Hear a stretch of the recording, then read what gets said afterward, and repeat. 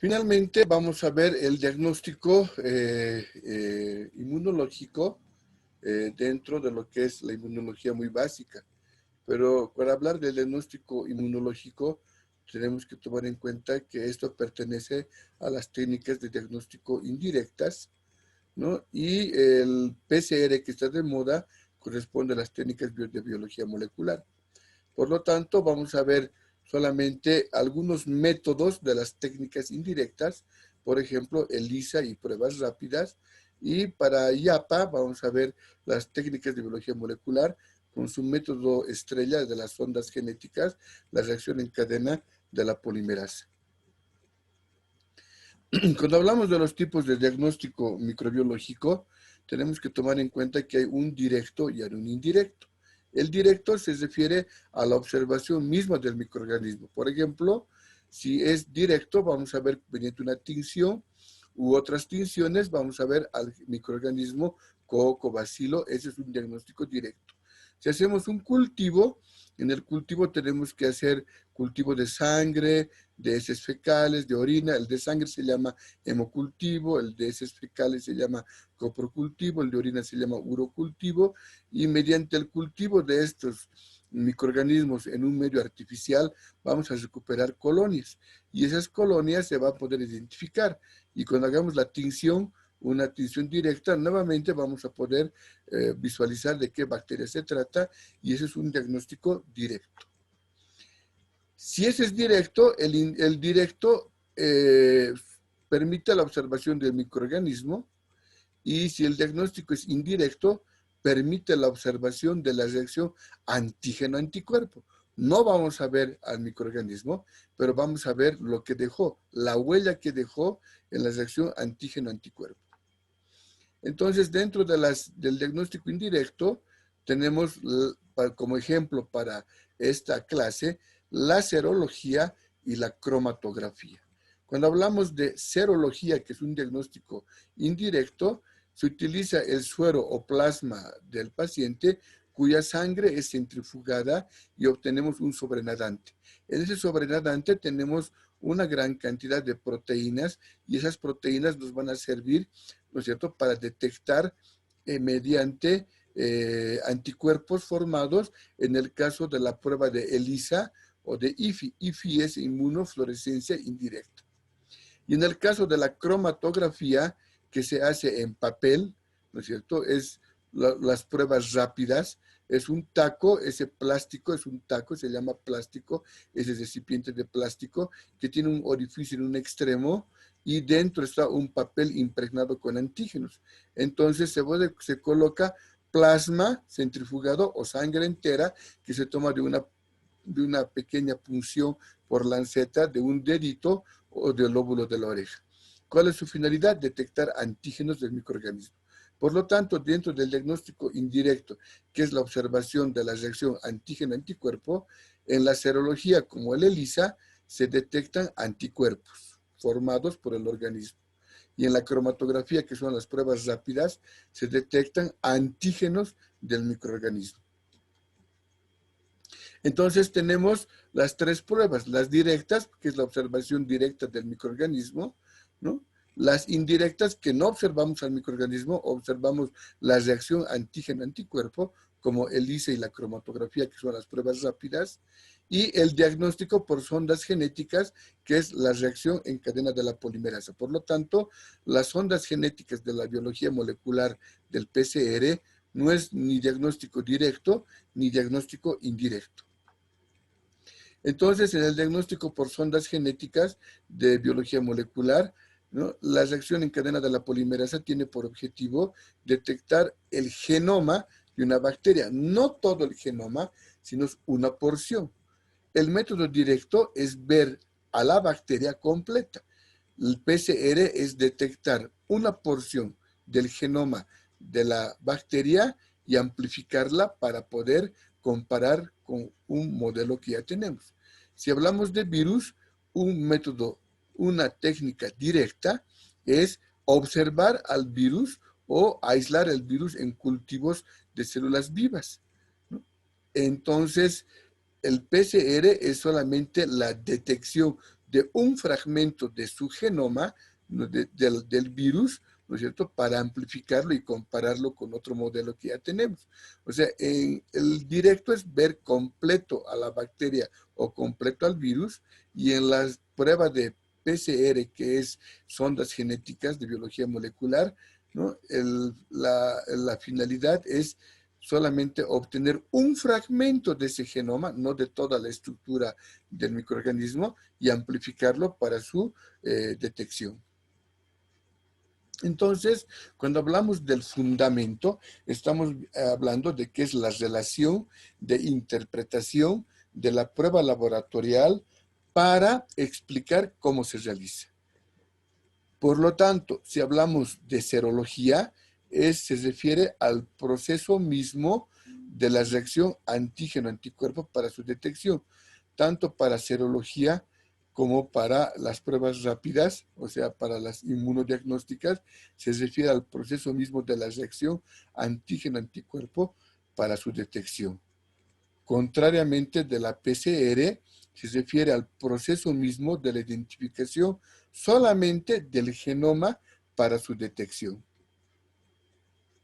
Y así tenemos en este ejemplo es el diagnóstico del coronavirus, y cuando hacemos el diagnóstico del coronavirus podemos hacer una detección del genoma por reacción en cadena de la polimerasa, ¿no es cierto? O podemos hacer, ¿no es cierto?, una detección de anticuerpos, o podemos hacer una detección de antígenos. Entonces tenemos estos tres que vamos a aprender hoy día. Cuando hablamos de serología, estamos hablando de la prueba de ELISA. Se realiza mediante la obtención de plasma o suero sanguíneo, ¿no?, donde hemos dicho que se centrifuga la sangre y ahí se van a encontrar en el plasma los anticuerpos del microorganismo, que son detectados mediante una prueba inmunoenzimática, eso quiere decir ELISA, inmunoenzimática, en un pocillo o soporte. ¿Qué es el pocillo? Es una cajita de plástico que tiene cavidades o hendiduras, tiene unas cavidades, unos pocillos, ¿no? En el plástico tiene unas cavidades o pocillos donde se van a colocar los antígenos de las proteínas del microorganismo. Entonces, ¿qué se va a hacer ahí? Se va a colocar, ¿no es cierto?, se va a colocar en el soporte. El soporte es ese plástico, ese recipiente plástico de los pocillos que tiene la cajita de ELISA. Ahí se va a colocar, se va a adherir, eso viene de fábrica, las proteínas, los antígenos del microorganismo, que van a reaccionar con el anticuerpo humano, que es cuando tú colocas la sangre, el suero del paciente. Si el suero tiene anticuerpos contra ese antígeno, digamos, del coronavirus, entonces tiene que haber una reacción antígeno-anticuerpo. En el pocillo, en el soporte, en el plástico del ELISA que viene de fábrica, están fijados los antígenos de superficie del virus. Yo tomo sangre y coloco la sangre, el plasma, el suero, y si tiene anticuerpos va a haber reacción antígeno-anticuerpos. ¿Cómo detecto eso? Mediante una prueba inmunoenzimática ligada a un colorante. Entonces tengo que colocar, ¿no es cierto?, un reactivo que tenga, ¿no es cierto?, otro anticuerpo que esté marcado con un color, para que cuando reaccione a la unión antígeno-anticuerpo cambie de color. Entonces, el antígeno del microorganismo se encuentra en el pocillo, en el soporte de la cajita de la ELISA. Se agrega el plasma del paciente, que si tiene el anticuerpo específico, se unen. Ya sabemos cómo se unen, ¿no?, si corresponde. Y para que se visualice esta unión, se le agrega un reactivo con un segundo anticuerpo no humano. Aquí en el plasma del paciente está el anticuerpo humano que tú has producido en respuesta al antígeno. Y agrego un reactivo, un segundo anticuerpo no humano, que va a formar un trío. Entonces el trío va a ser en el pocillo antígeno del microorganismo, que ya está fijado en el soporte. Tú le agregas el anticuerpo humano, y si se han fijado, tienen que colocarle el reactivo, una gotita de un anticuerpo animal que está marcado para poder de manifiesto la reacción de aparición de un color, lo cual nos va a decir positivo o reactivo.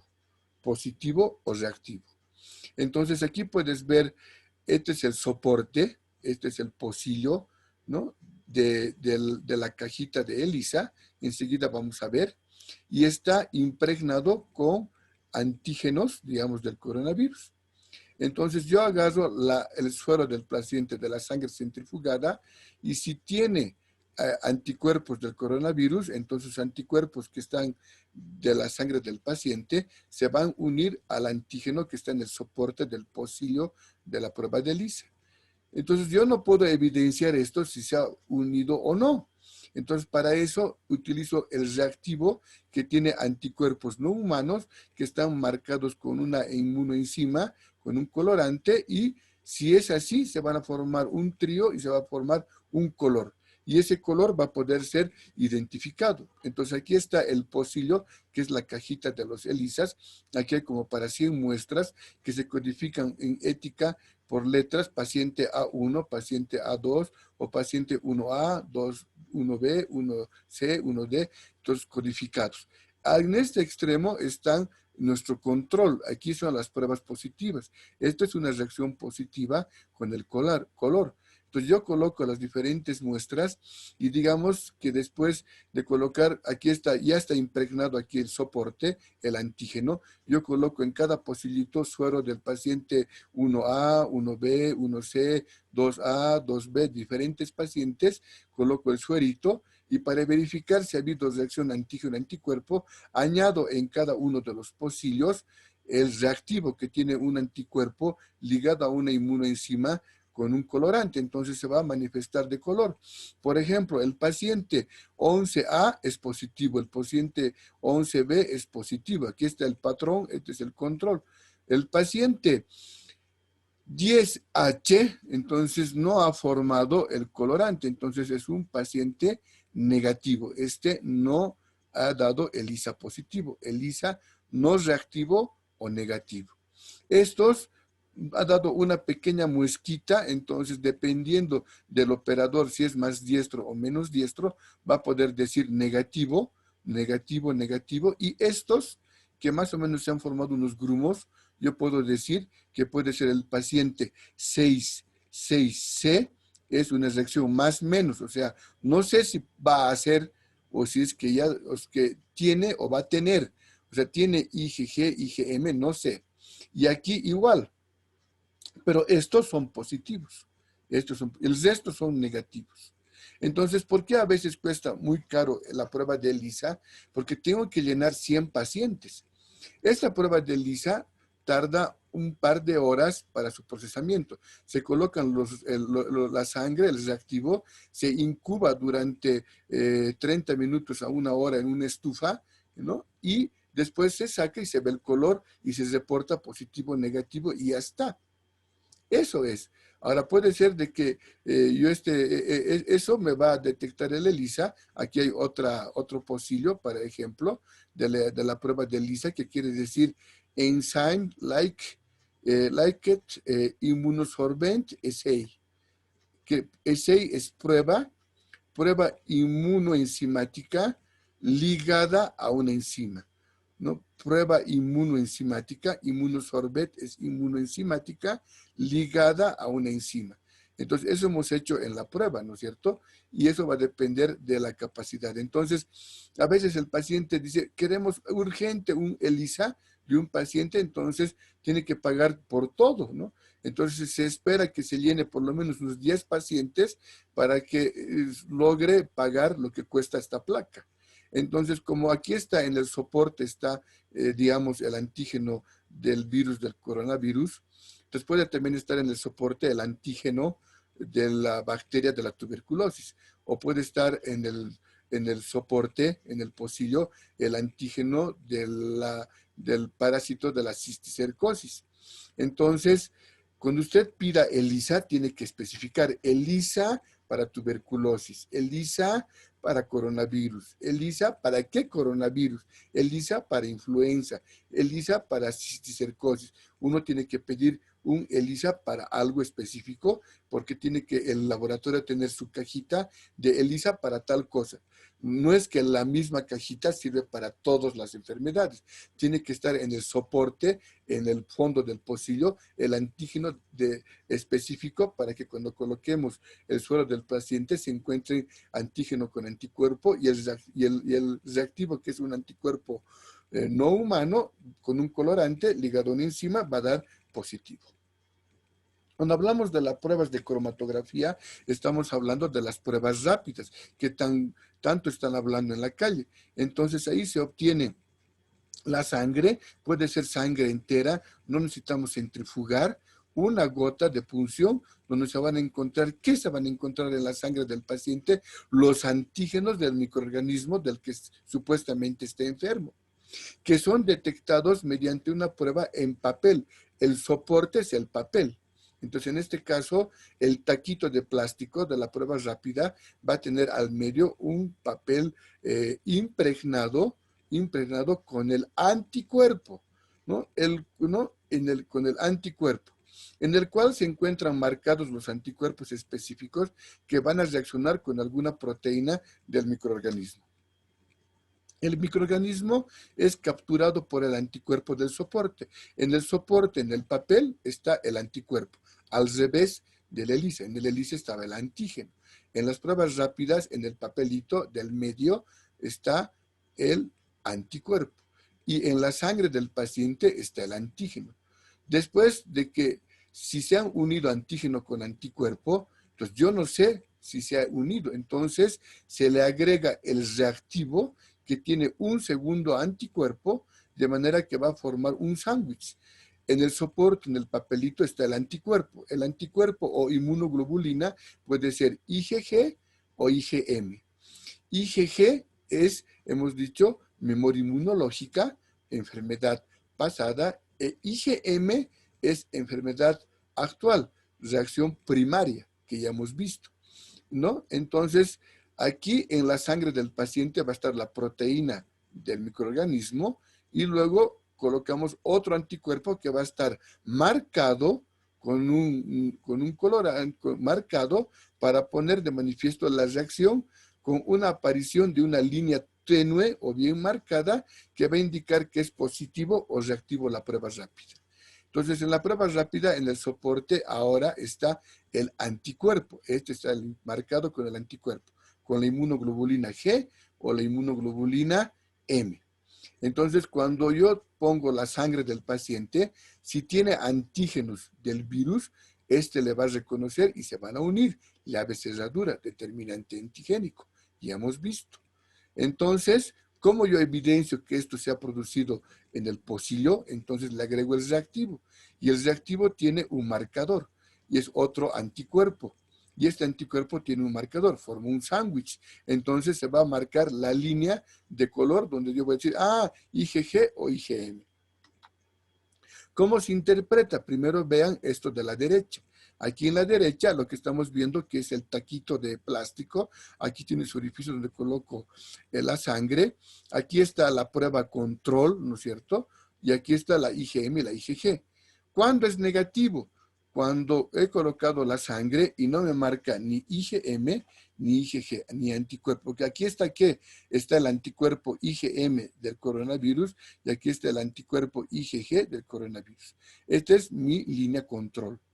Como ninguna se ha pintado, es negativo. Mientras tanto que aquí, ¿no es cierto?, se ha pintado la IgG. Y la IgG es enfermedad pasada, porque es reacción primaria. Tuvo y se elevó 7 o 9 días y luego bajó. Enfermedad pasada, memoria inmunológica, enfermedad pasada.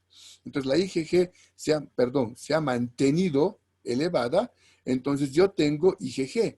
Si yo he tenido la enfermedad, si yo he tenido coronavirus, tengo mi inmunoglobulina G elevada, porque es memoria inmunológica. Y cuando me hacen la prueba rápida y se pone esta línea, quiere decir que yo tuve la enfermedad.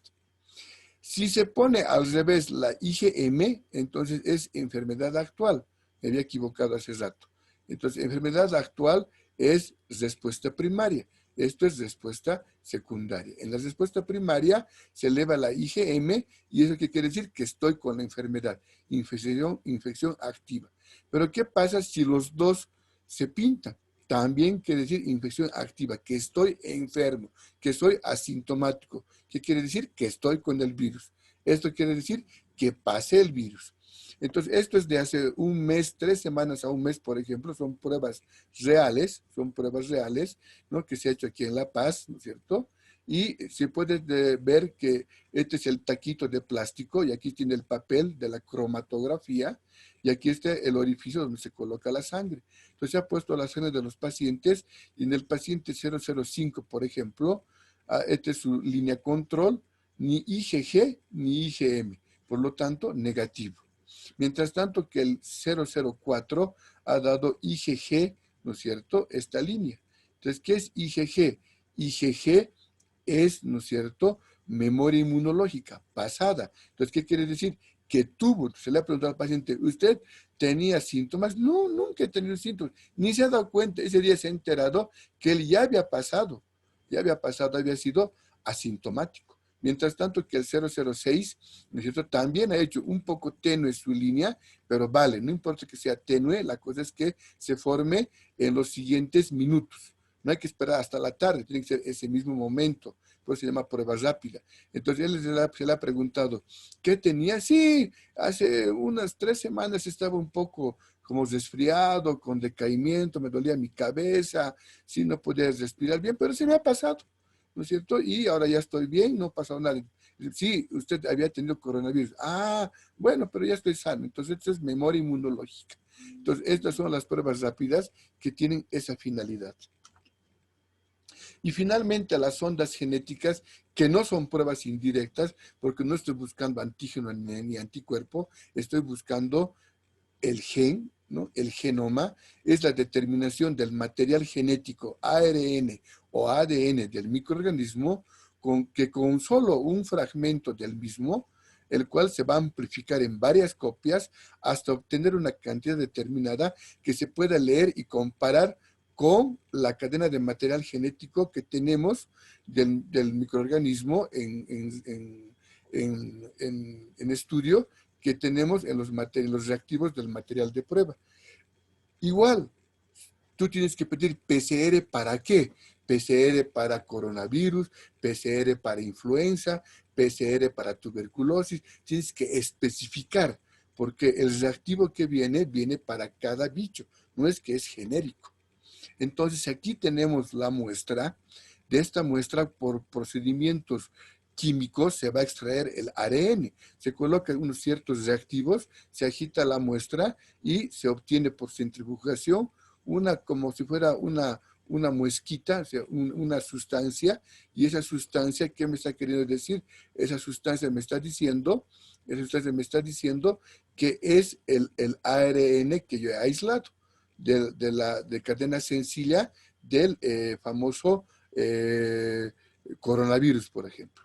Entonces se hace igual químicamente o bioquímicamente una retrotranscripción y como esto es una cadena sencilla, yo le hago una doble cadena de ADN. Entonces he podido ya tener un genoma. Tengo pares de bases, ¿no? Adenina, guanina, ¿no es cierto? Timidina, ya tengo pares de bases. Pero es muy pequeñito mi fragmento de cadena, muy pequeñito, ¿no es cierto? Si, digamos, vemos el virus, tiene si hablaremos, digamos, en longitud, ¿ya? Para comparar, digamos que yo he obtenido 1 centímetro de doble cadena, ¿no? Del genoma, del cromosoma de la